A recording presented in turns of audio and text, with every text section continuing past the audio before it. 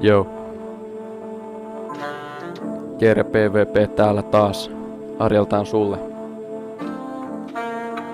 Tässä ei ole mikään syy haukkua, mutta kerron vähän faktoja ja ihmettelen joitakin asioita sussa. Okei, mennään. Ariel, miksi vittuilet mun kavereille, vaikka ne ei oo mitään sulle tehnyt? Koita jo oppia, et kaikesta ei tarvi ottaa tosissaan ja julkaista mitä sattuu.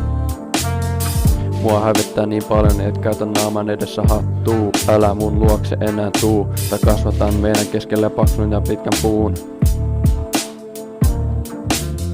Voitko jättää mun kaverit rauhaan ja hakea jostain muualta kavereita?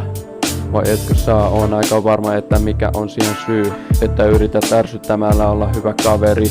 Kun tulit kolmasluokalla meidän kouluun ja saman luokkaan olit ihan jees.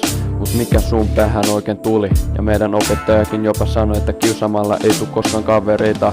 Ja itkit sen takia, näytä mulle, että minkälainen kaveri sä oot. Ja oo oma itses, äläkä esitä mua tai jotain muuta. Oot hyvä tyyppi kun juttelet munkaan kaksistaan, mut netissä oot aivan eri ihminen. Haluan nähdä sen kiltin Arielin, joka pysyy omana ittenä.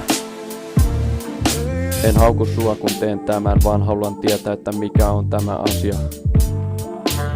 Jouduit siirtymään toisen luokkaan sen takia, että pellelit liikaluokassa. Ja väitit, että et oo mitään tehnyt. Ei herätys, katoppa peiliin. Kun lähet kotiin koulussa, lähetät mulle koko ajan viestiä. Ja sanon, että voitko lopettaa, niin sä vaan jatkat. Please jätä mut hetkeksi rauhaan. Haluan joskus tehdä omia asioita, mut pilaat sen tyrkyttämällä kuvia tai koko ajan lähettämällä viestiä. Miksi matkit joskus videoilla, vaikka en oo matkinut sua, kun ainoastaan silloin kun oot ollut jossain mukana. Huomaan, että sun kaverit nauraa sulle, etkö itse huomaa? Ootko koskaan miettinyt, mitä mieltä ne on susta? Voitko tulla naamatusten kertomaan, että mikä on sun huolen aiheesi, koska tiedän, että petelee jotain.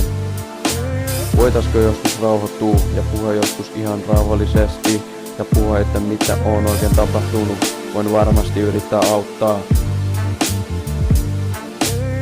Kiitos kun kuuntelit ja toivottavasti pidit. Ja Arielille haluan sanoa, että en yritä kiusata tai haukkua sua, vaan kertoa, että mitä on tapahtunut näiden vuosien aikana.